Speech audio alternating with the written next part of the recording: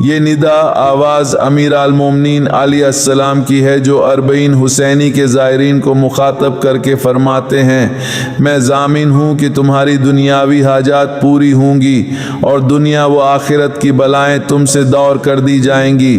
جی ہاں، یہ امیر المومنین کی پکار ہے صرف زائرین 40 کے لیے۔ اللہ تعالی نے کچھ فرشتوں کو امام حسین علیہ السلام کی قبر پر مقرر کیا ہے۔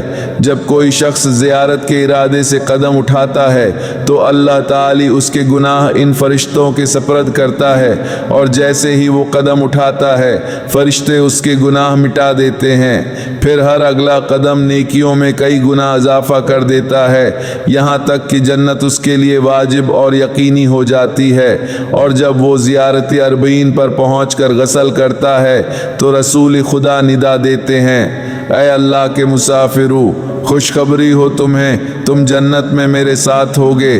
پھر جب وہ ابا عبداللہ الحسین کی زیارت کو پہنچتا ہے، عرض کرتا ہے، السلام علیکم یا آل اللہ، السلام علیکم یا برگزیدہ بندگان خدا، السلام علیک یا ابا عبداللہ الحسین۔